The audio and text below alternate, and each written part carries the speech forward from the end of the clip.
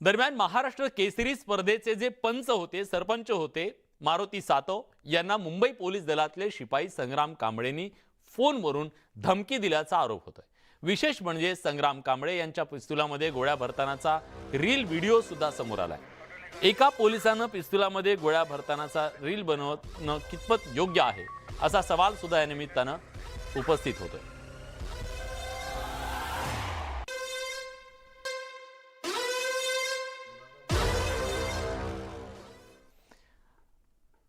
नाशिक विधान परिषद पदवीधर मतदारसंघ निवडणुकीत आज हाय व्होल्टेज ड्रामा पाहायला मिळाला। शिवसेनेनं पाठिंबा दिलेल्या अपक्ष उमेदवार शुभांगी पाटील या सकाळपासून अचानक गायब झाल्या। त्यामुळे राज्याच्या राजकारणात एकच खळबळ उडाली।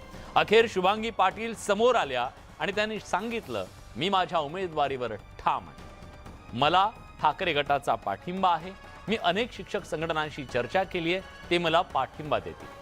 पेन्शन योजना असेल, विद्यार्थ्यांचे प्रश्न असतील, यासाठी मी निवडणुकीला उभी आहे। सर्व संघटना मला पाठिंबा देतील असा विश्वास त्यांनी बोलून दाखवला आणि त्यामुळे महाविकास आघाडीनं जो पाठिंबा त्यांना दिला होता त्याबद्दल या सगळ्यांचाही जीव भांड्यात पडला।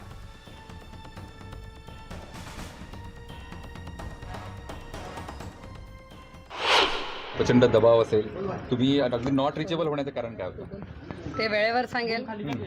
काहीतरी असल्याशिवाय नॉट रिचेबल व्यक्ती नसतो, हे तुम्हालाही माहिती। मला पूर्ण विश्वास आहे माननीय उद्धवजी ठाकरे साहेबांवर, माननीय नाना पटोले साहेबांवर, माननीय आमचे म्हणजे माननीय उद्धवजींवर, उद्धव साहेब त्यांच्याशी बोलतील, माननीय अजितदादा साहेब असतील किंवा आमचे जयंत पाटील साहेब असतील, चारी आणि सगळ्याच पक्षश्रेष्ठींवर माझा पूर्ण विश्वास आहे।